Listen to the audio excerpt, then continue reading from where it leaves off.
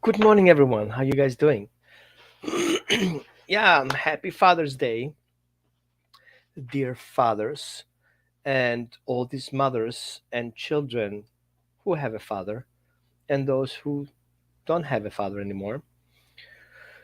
We think of them as people who support us in our life um, with structure and guidance right after our mom was done. That's why we have Mother's Day first and then Father's Day later, I guess. I don't know.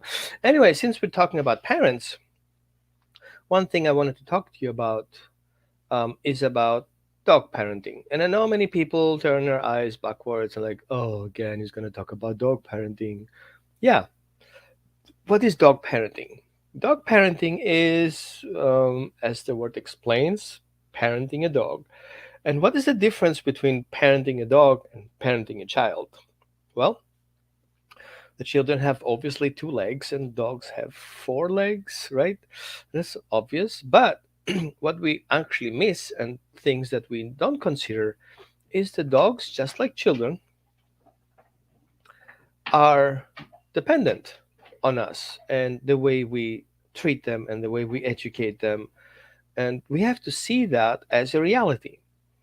I know some people believe that dogs are pack animals and so you have to be the pack leader. That is not really correct because dogs are actually social beings, just like people are. And so the comparison with dogs with other species is kind of difficult. Even though we have this assumption that dogs behave like wolves, that is not really exactly the case. Yes, dogs look like wolves and genetically they're similar, but we're humans and our genetics are closer to the apes and we don't behave like apes. So we have to see that in evolutionary process. Now, why we're talking today about parenting, and you have to be patient with me here, is because it's kind of like a big thing, but I will keep it short. Is that the way we parent our children and the way we parent our dogs is very important and detrimental how they behave. Now, many of us know about trauma and we know about history of dogs, the way being adopted, they're being bred, we buy them from shops, from breeders, or off the Craigslist, or we actually take in surrender dogs that we found on Facebook. One thing we always forget in this aspect is how dogs have trauma. We don't see the connection between trauma and behavior, and we don't see where we actually fit in.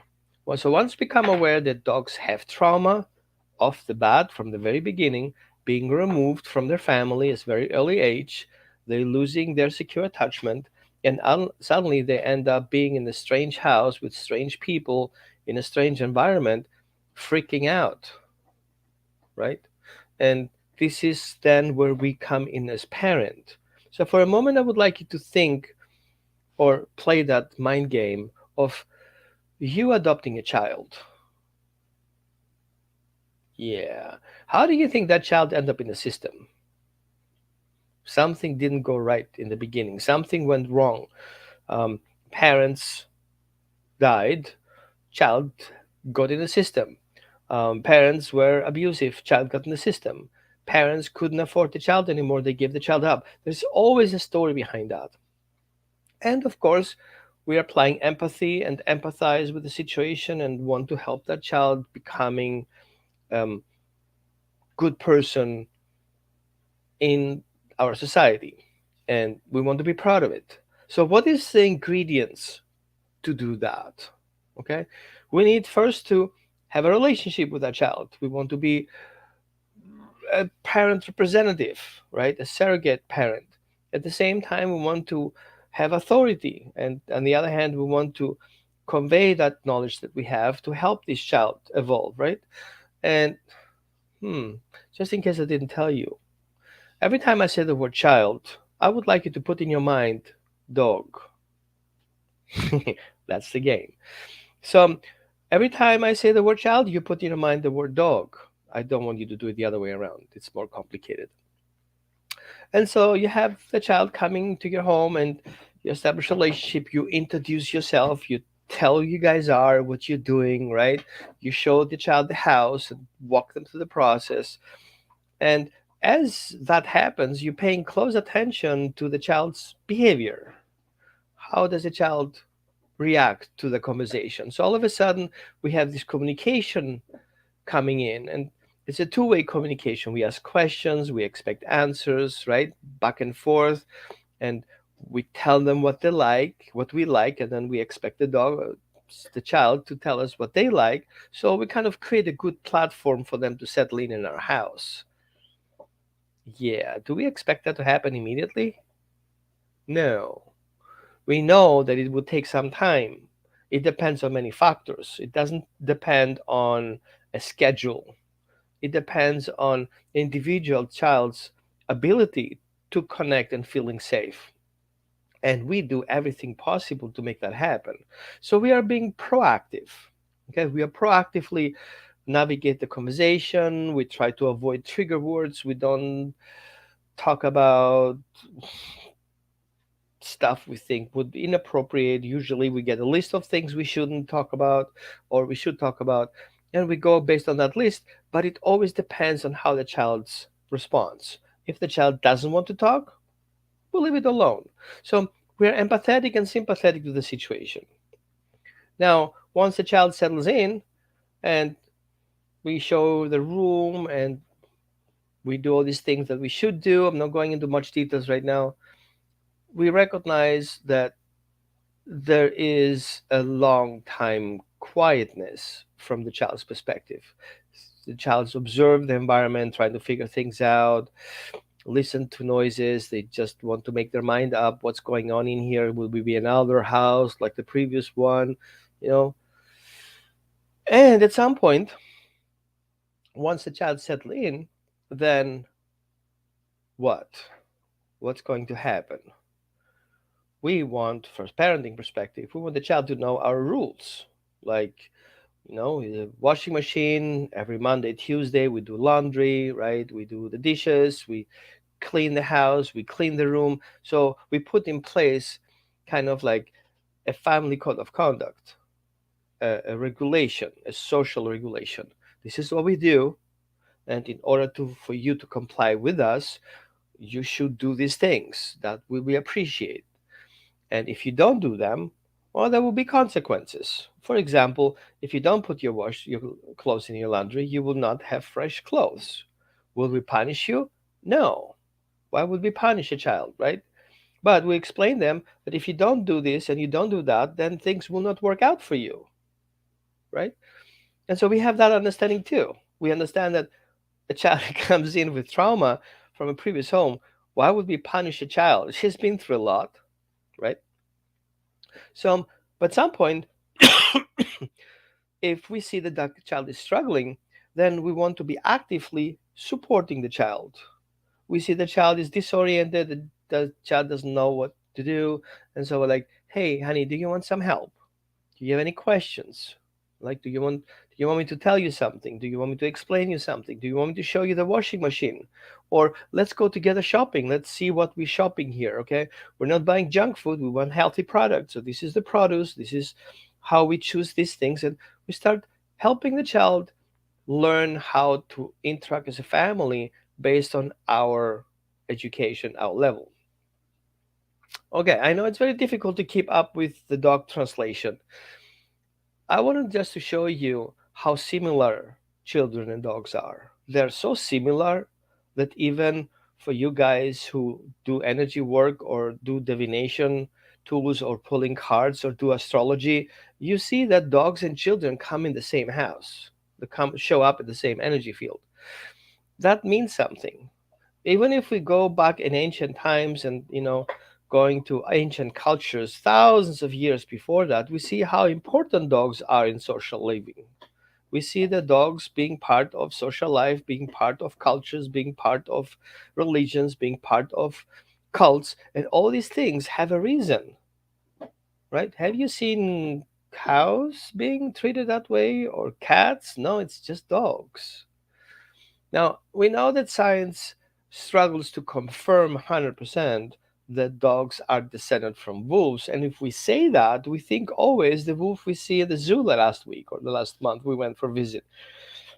No, they have a common ancestors. So the ancient wolf-like species where at some point we think, we believe that wolves that we know now and dogs that we know now went apart thousands of years in the past. Some say hundred thousands of years, some actually don't have technical proof because we have so many cataclysmic events that basically things are being destroyed. So we're not 100% sure, but we see from excavations that people back then, ancient people, were already together with dogs. So there is a history of being with dogs before that. And those dogs living with people together at the same house, in the same environment, and being even in the same grave. Meaning is there is a lot of culture background behind that. There is a history behind that. Pyramids, for example, did not just build from one day for the other. Sometimes a pyramid construction guy showed up like, hey, I'm gonna build you a pyramid, okay? I just need thousands of people and hundreds of years to figure out in a day, and then all of a sudden they're gonna bring that technology up here, right? And you're like, no, it doesn't work like that, right? Yet we see dogs living with us people, and we don't see the history before that for that to happen. So if we see dogs and people being together for 14,000 years confirmed, then we see the history before that that had to happen for that actually to happen, for a dog to stay with people, for people to stay with dogs, to build that relationship. There is some a base here. And I know you know too, but you don't need thousands of generations to establish that, right? It goes pretty quickly. But we see that dogs behave like families. Dogs behave like human families. They have a matriarchic system in place. Yeah? Mommy says that's going to happen. And then we have this family structure that comes in. The parent, the fathers and mothers, and the elder offspring are also part of that education. So we see how much proactive work is being done. Now, why do I explain to you that? I know you know that. I just want to give you a reminder before I go to the next level.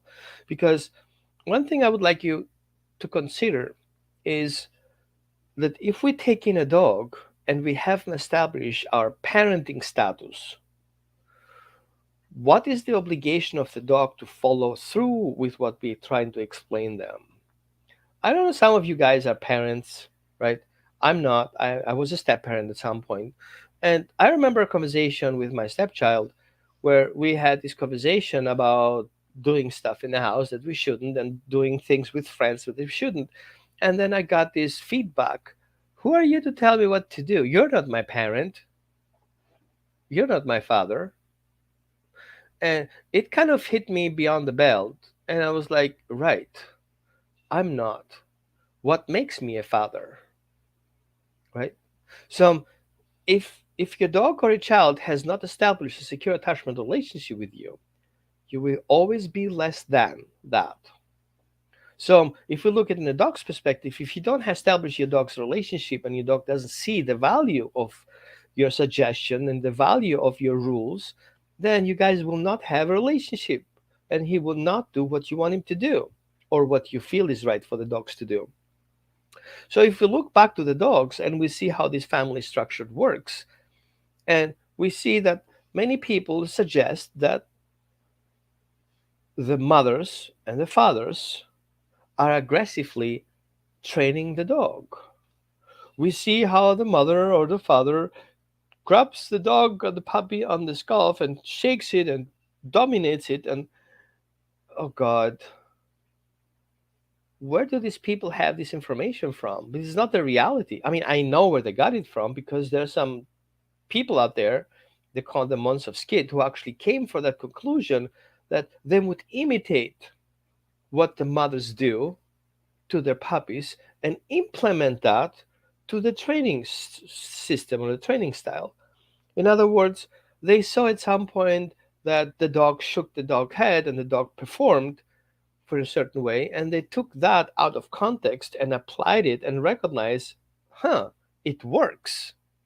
But what exactly worked? If a dog does something that is not considered appropriate, and we go from the other end of the spectrum and start implementing parenting, then we're teaching the child or the dog everything that you do is being harshly corrected, like if I would want to kill you. So there is a parenting ladder.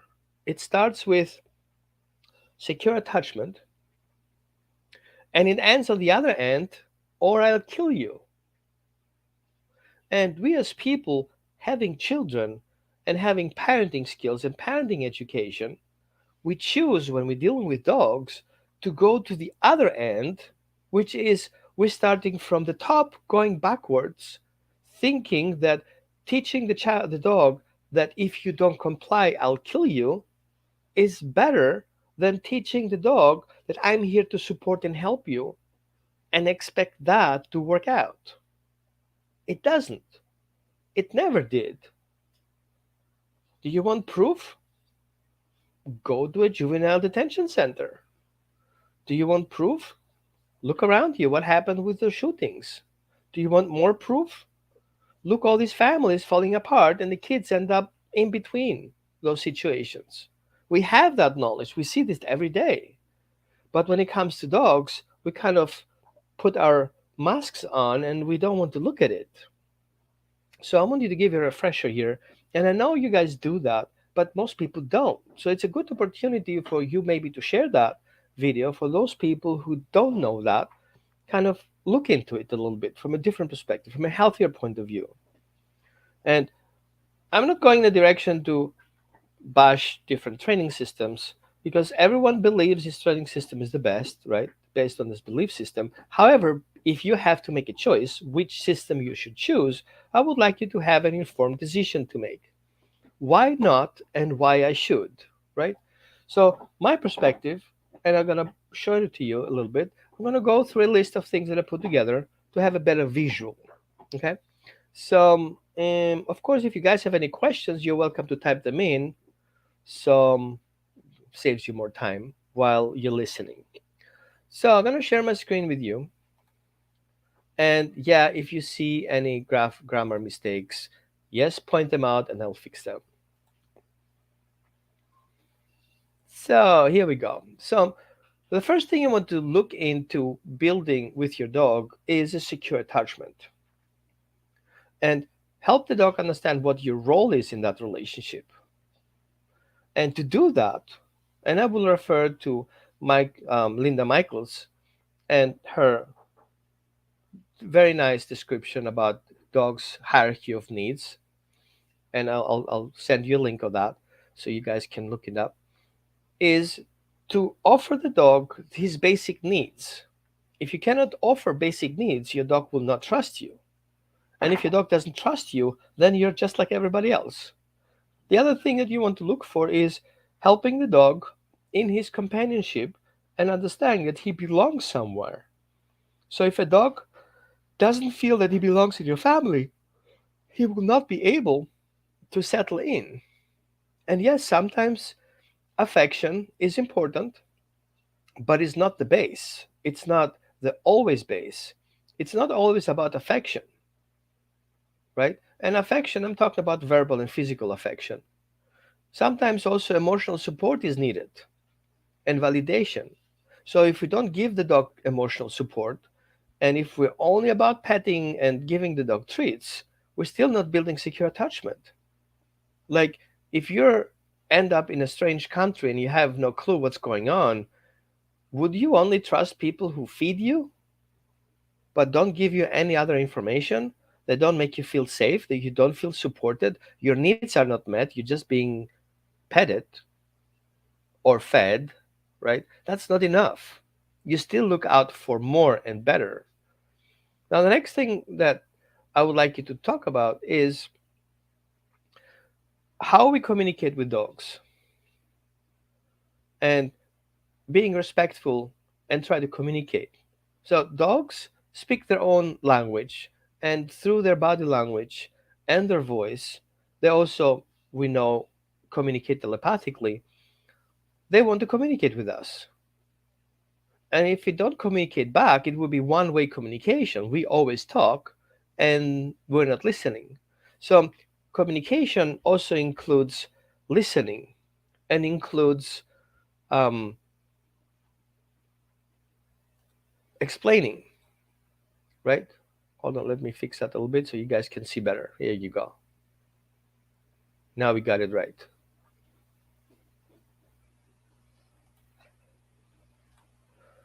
And only if we establish those communication skills and we teach the dog how we communicate better, well, because I'm not fluent in telepathy, right?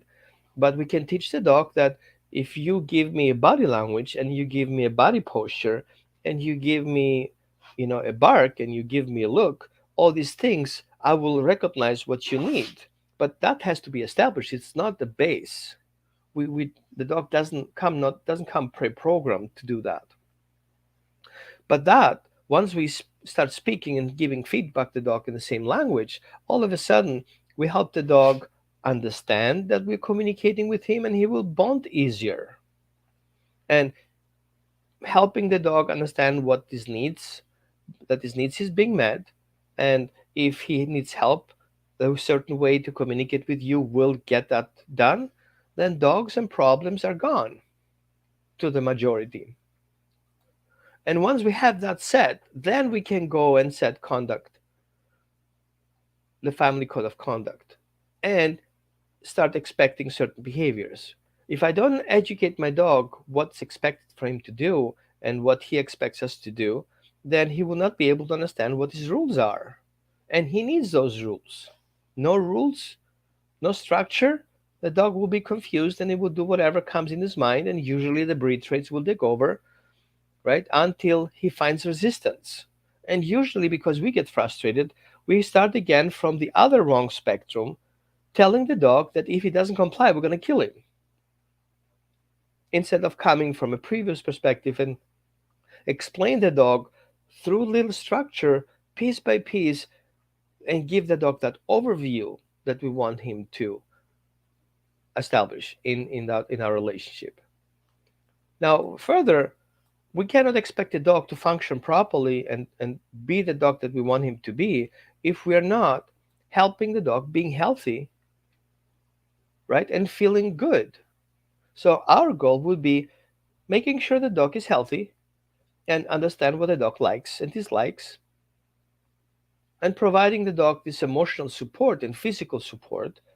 Also, it has to be emotionally and physical health, right? And that means if the dog has trauma, we need to, coming from a trauma informed perspective, and look into how can I help my dog feel better.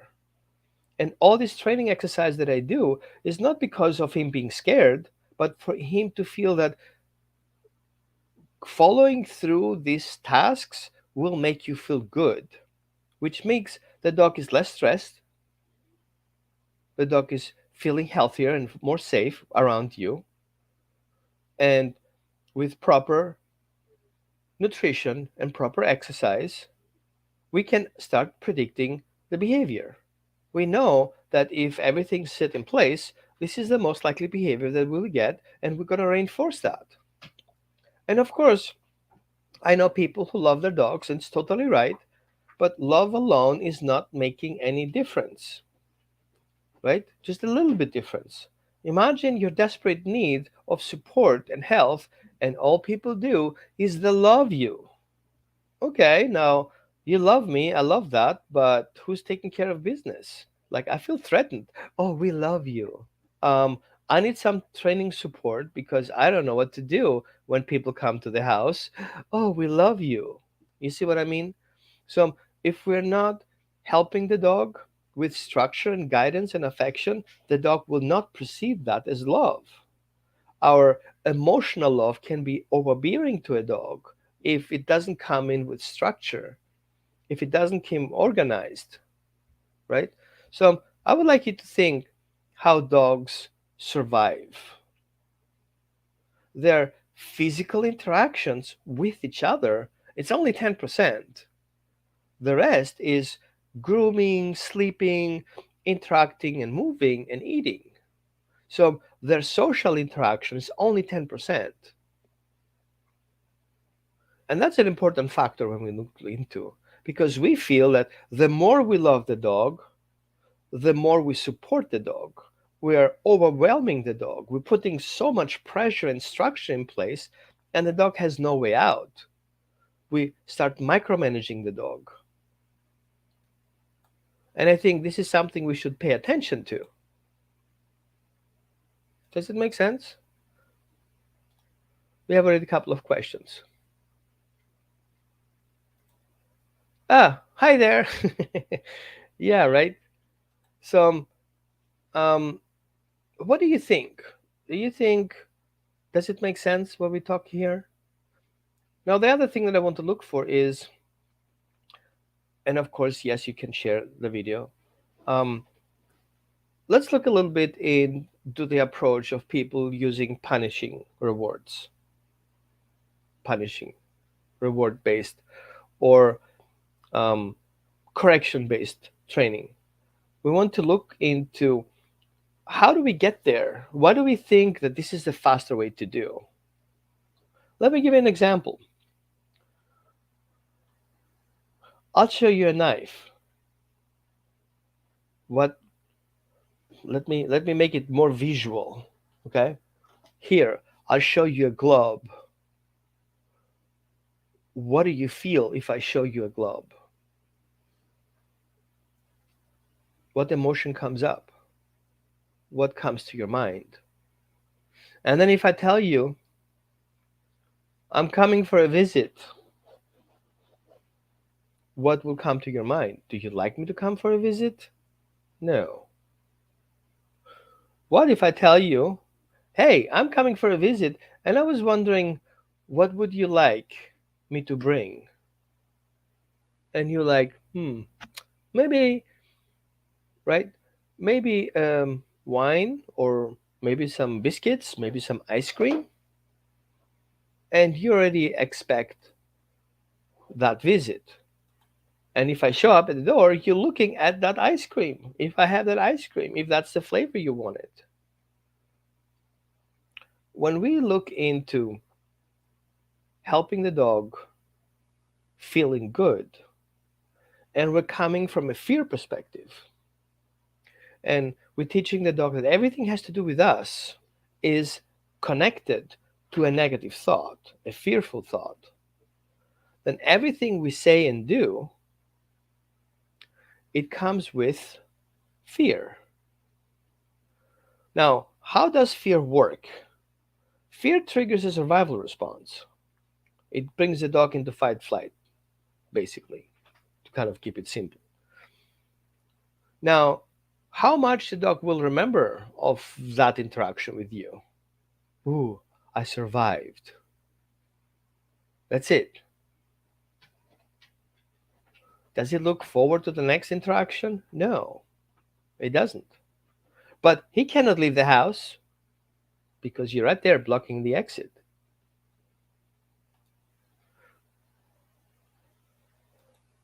Now, will the dog come back to you when you call him?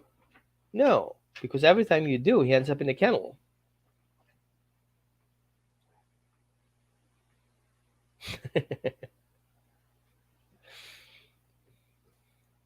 Exactly. Because we have established a relationship, a long distance relationship. Oh, come on, guys. Don't think wrong. We just have a Facebook relationship, right? And we're keeping that up through reinforcement, right? Now, on the other hand, if I would come in with a prospect of helping you feeling good, all the conversations we have will make you feel stronger. I empower you. That relationship would be better. You're looking forward to a next meeting. Does fear work? Yeah, it works. It works totally. Picture this. You're getting in a car taxi and you have a gun, and you sit in your car and show the taxi driver your gun and tell the taxi driver, bring me to that address, what's going to happen? Why would you come with fear to get to the address? Will you get there? Yeah, maybe with escort, police cars. But if the taxi driver is scared of your gun, he's gonna bring you there and maybe don't even ask you for money, just wants you out of there. But what would be the idea if you sit in the taxi and give that person a compliment? Good afternoon. Oh my God, your car is so clean. I appreciate that. Oh, you got even have a bottle of water. I so appreciate you guys. Oh yeah, I would like to go to this address, please. And the whole thing changed dynamics. It is nice to work with you. Now, if we go with punishing training and or balance training, we see often that people reward and punish. I get the point. Well, if a dog does good, he should get rewarded. We agree on that. And if a dog does make a mistake, he should get punished so he doesn't do the mistake again. And we refer to classical conditioning that, if punishment is applied, the dog will less likely perform that behavior. But there's a better way to explain the dog how beneficial it is for your dog to do that behavior or the other behavior, and your dog naturally will diminish that behavior that doesn't really bring anything and do the behavior that makes him feel good, right? Because dogs want to do things that works for them. Always did. All these thousands of years in that evolution, they only did what works best for them. If they did a mistake, they struggled with it, but there was nobody there punishing them. If you make the wrong choice and go after the wrong species and that species bites you, you will not survive that. So the evolution showed that dogs who made the right choices are evolved to be our dogs. This is the result of them making right choices. Now, why do we start punish them for making right choices and not going into the direction of educating them what options there are available for them to make the right choice from? Option A gets you faster to point A or point B. Option B doesn't get you so fast. And your dog is like, I'm gonna take option A. Good. I'm gonna reward that choice as an extra bonus for you making that choice. And you expect the dog to make a different choice? It's not going to happen. Dogs are not stupid. Well, they're not, let's say, emotionally more intelligent than a 5-year old, but the 5-year old figured out that if you push that button, that light goes on. And if you push the wrong switch, the light doesn't go on. Do you need to punish for him to get that conclusion? You just give him that opportunity to learn from it. Right? So, I see already questions coming in, and I want to answer those questions. Okay, so hi Roman, hi Crystal. Thank you for your training. Did I train? Not yet. I have an English bulldog who has fear aggression and reacts to every person who comes close to us or to do the door as well as loud large trucks. I'm learning discipline help him such as sit and stay, except when he's outside he doesn't listen. We only listen to reward based and positive reinforcement. I'm trying to change his reaction of these triggers, but it's hard. I get it. And actually this is the very reason people give up on positive reinforcement and they switch to punishment. What they do basically is they override fear and trauma by creating a more intense fear and trauma. So the underlying fear and trauma is being suppressed. So if a dog is afraid of trucks and we punish the dog when he sees a truck, right? He's afraid of our response to that upcoming truck. and he will suppress his emotions about that truck and he's going after us instead. Oops, right? Or that would be the fight response. If it would be a flight response, the dog would shut down and cower and be in a down position. Now, we need to recognize in your case, Crystal, that if a dog has a fear response, then we are in an area where the dog doesn't feel safe. We are too close to the event. To give you another picture, if outside is cold and inside is warm, and at the door it's kind of like, kind of, sort of, you put your dog in the freezing cold without a jacket. So where you want to stay is you want to go inside and work your way outside, where the dog slowly acclimates in the temperature, doesn't feel cold, right? So we can call them thresholds. So inside the house, you're under threshold. At the door, you are at threshold. And beyond that point, you're over threshold. Does it help? So when we want to teach the dog, we need to teach him proactively a cue. Let me know when you feel cold so I can get you a jacket. Let me know if you're still cold so we can go back to safety and nice and warm. So I would start with teaching a dog basic communication skills and let me know when you feel that threshold that you don't feel good about it. So when you take your dog out for a walk and you controlling his behavior, your dog you don't give your room your dog you don't give your dog a room to tell you how he feels because you're suppressing it with commands, right? Let's say, for example, you offer your dog a treat. What will your dog do for it? Exactly, he will sit and he will get a treat. He does that because he feels safe where he is, and that is important to him. I would like you to start with that at the door. Now, the treat is a treat, but sometimes your leash is the treat. The dog wants the leash that he knows because of that leash he will go outside for a walk. So start paying attention what your dog will do if you show him the leash. I know some of them will go nuts, right? But at some point he goes nuts because he gets so excited or anxious or frustrated because he knows what stress he has to go through doing something that he really likes to do. He likes to go outside having fun with you and explore and sniff and do this, the sniff mail and everything, right? But he's at the same time scared and overwhelmed of these environmental triggers. So you have a positive experience to going for a walk and a negative experience being on a walk because we forced it without knowing it. So let the dog make that choice.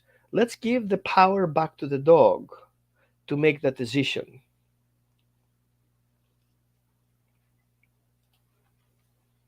Yeah, right. So I'm not a psychic, but I understand animal behavior and understand what dogs are going through the process. The dog has a trauma based behavior, and this is something we can work on. So if you really want help here, I can help you out. Maybe we do a session or two, get you guys on the right spot, and you start being successful with your dog, right? But meanwhile, listen to this because that's a good start.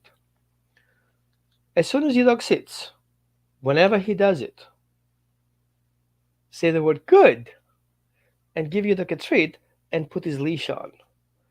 What you did, you let the dog, on his own free will, make the choice that he is ready to go for a walk, taking in consideration that you paying attention to how he feels. You're not pushing him to the situation. He tells you when he's right. And when is he right? If he's willing to do, without you telling him what to do, the behavior that you wish he would do, and you can reward it, and he will offer it more and more. The next thing we're going to do is we're going to help him make a choice whether or not he feels good to get out the door. So you open the door, and your dog will bolt outside. Why would he do that? He does it to get over it. He wants to get over that threshold so he can deal with the problem. But remember, what we said before. You want him to help that, right?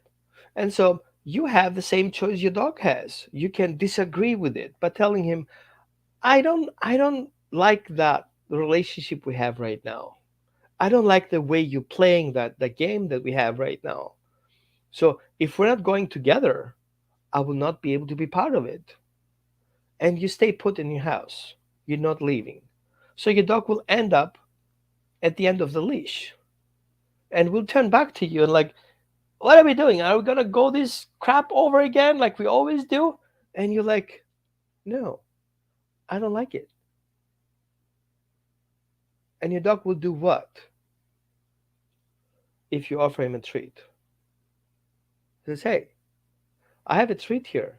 Do you want to deal with that outside or come here for a treat? And your dog will likely come back. Thank you for returning. Here's your treat. Now, are we working with treats? Yeah, it's a temporary solution. We want to help the dog understand what it is about. And why we use treats? Because treats make dogs feel good. And we're coming a feel good perspective. Will we stuck with the treats? No, but we prove him that who we are is the ones who want to make the dog feel good. Later on, we're going to skip the treats because we don't need them anymore because the dog knows already our relationship and we just go with the basics. Hey, you want to go for a walk? And your dog will come and sit on his own. You put the leash on and you tell him, I'm ready for a walk. And your dog like, me too. Let's go. And you guys walk outside the door, right? In the meantime, you have prepared your dog that you're paying attention to his cues. You recognize when the dog doesn't feel good and you call your dog back to safety because he has a trauma brain, right? He thinks that by doing that gets him over it quickly. But if you're not supporting that idea, without punishing, of course, he's going to recognize that you are part of that solution. And with you, he's going to feel safe. And without you, he wouldn't. But again, if your dog doesn't know the basic cues that you will teach your dog, like come and wait and let's go, how would he know what you want? How can you convey that information? Of course, you can make a shortcut and tell him what's going to happen if he pulls the leash. But how far does it get you? It makes you feel good temporarily and your dog feel miserable forever. And I don't think that's what you want to do. Are punishing methods working? Of course they do. How many times have you put your finger in your car door and closed the door on purpose? Once, maybe. And then you're not doing it anymore because the pain sent you that message. Do you trust that door? No. Put my finger at the door? No, no, no, no, no, no. I'm not doing that. So, yes, we learn faster with pain. We learn not to die. But I don't have a freaking relationship with my car door. If a partner would do that to me and I would be scared of my relationship with my partner like that, I would file for divorce. That's what you get. So we don't compare materialistic things with biological things. Because if there's no relationship, there's no learning. Right?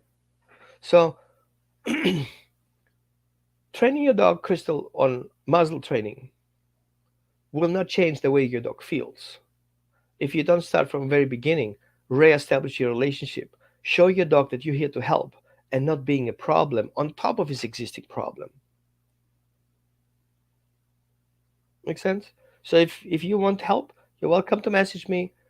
Go to my website, logisticdogtraining.org, and we can schedule an appointment and get you guys speed up to back to normal. Okay? And bulldogs are very smart dogs. Okay, but sometimes being in pain, having struggles like inflammations, allergies, or infections make the dogs being more sensitive to these environmental over-threshold triggers. And then we have trigger stacking. We have the dogs feeling miserable, and the truck is coming, and the cars are passing, and kaboom. Make sense? Michelle, hi Michelle, how are you doing? I've learned to allow my older dogs to choose to walk or not. My youngest dog always wants to walk, but the oldest is only occasionally. The older the dogs, the more health issues they have, the less likely they want to walk. They just, it just hurts them. Sometimes they have just geriatric issues. Sometimes improving food and give them cooling foods and anti-inflammatory foods make huge difference how the dog feels going for a walk.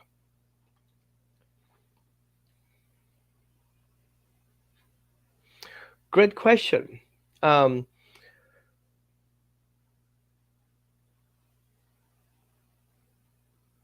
Fireworks needs to be trained as a marker. Think of every time the doorbell rings, food is being served. Think of every time firework happens, good things are going to happen. But if the firework comes in out of nowhere, it is scary even for me. But you know what? I'm going to the beach and watch the fireworks, right? Weird.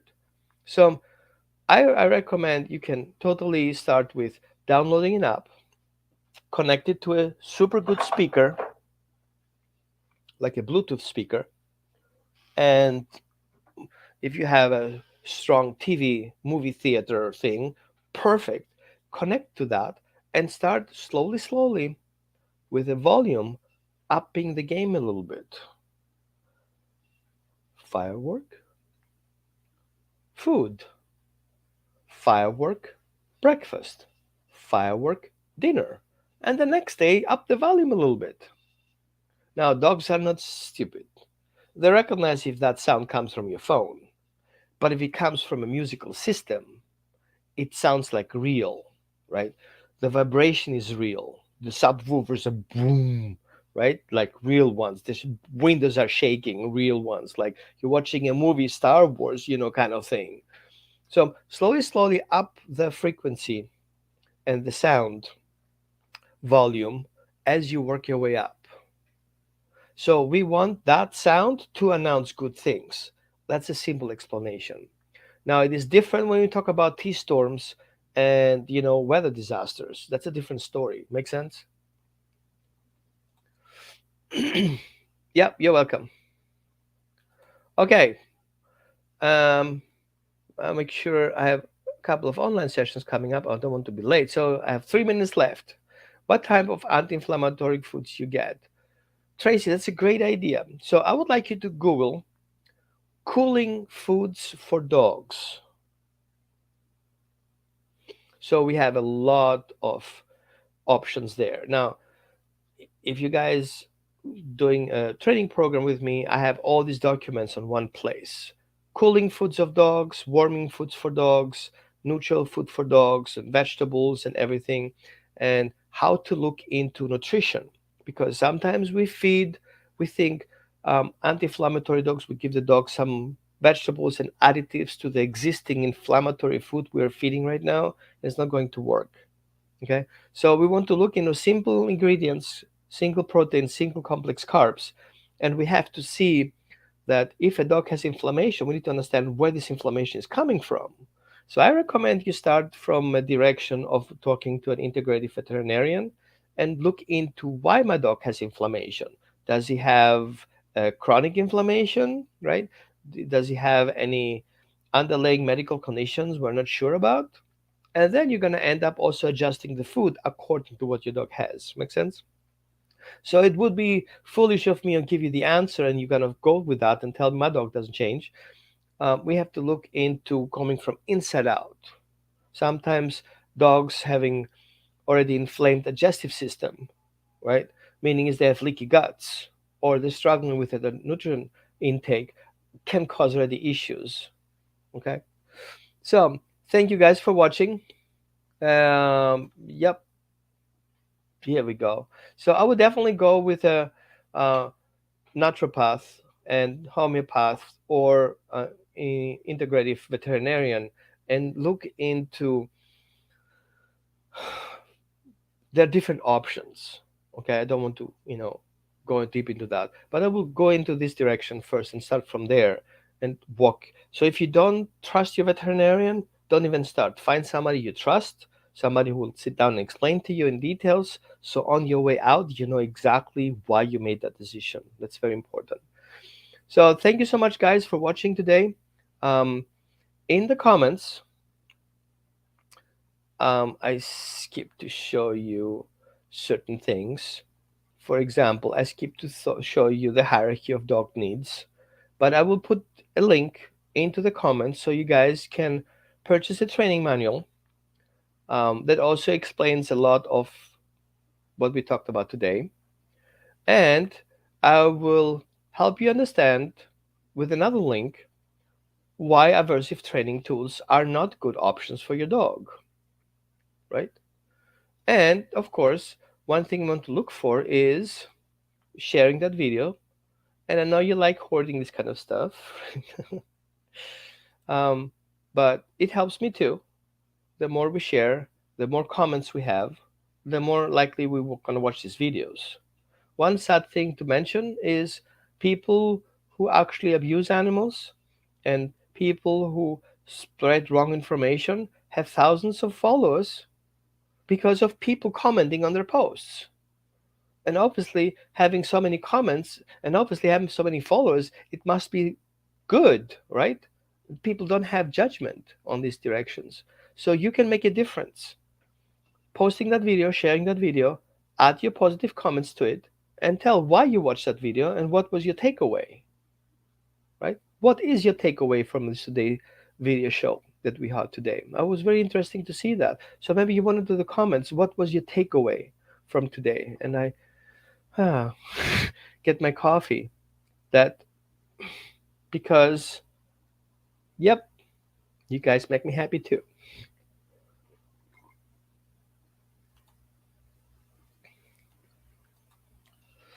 So what's your takeaway?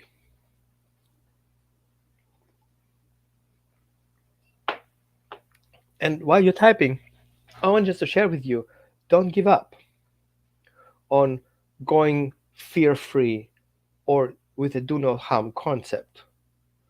Sometimes we're just putting the wrong things, the wrong priorities, and it doesn't make any sense to your dog. Okay, so I showed you before, based on the script, how this hierarchy should look like. Okay, so if you don't have your secure attachment relationship, your dog will not trust you through the process. And if your dog doesn't trust you in the process, you will not be able to convey family code of conduct. And if you don't have family code of conduct, your dog will not know what you want and what you not want him to do. And then obviously you will not be able to reward the good things. And if your dog is not healthy and his needs are not met, you will never get to the results you want. And this is why many people take the shortcut. It works for them. It doesn't work for the dog though.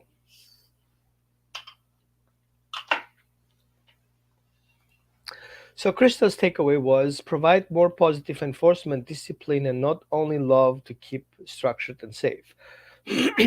I want discipline kind of like to be careful with that word because where we come with discipline is we have discipline.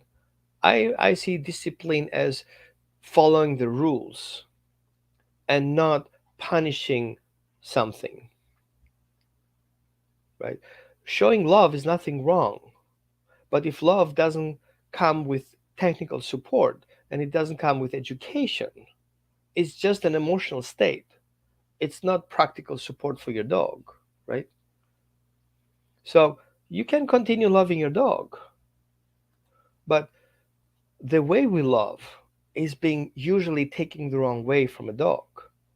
So if you only love your dog, who's supporting your dog? Who is guiding your dog? Who's taking over responsibility? Who is protecting your dog?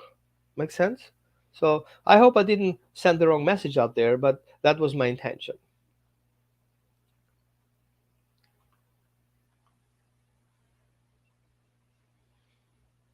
Yes, your takeaway was in my dog's own time and consistency on my part, we can overcome his fears and loud noises. Correct, right?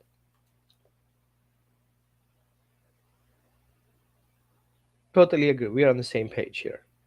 Sometimes my English is my third language, so sometimes I'm kind of like using weird words that I see as a translation, and people like, "Ew, what are you doing?" Right? Okay, okay, then we're on a good spot here. So if you guys need my help and support, um, you can reach out to me through my website, holisticdoctoring.org. I'm happy to hop on a short call and making sure you guys understand what you're getting. And I'm very confident that we can help you out. Thanks again for watching. Happy Father's Day to you guys. And okay, one more. My takeaway is to be predictable and predict good things. Exactly. Be active, proactive, not reactive. Thank you so much. Talk to you guys soon.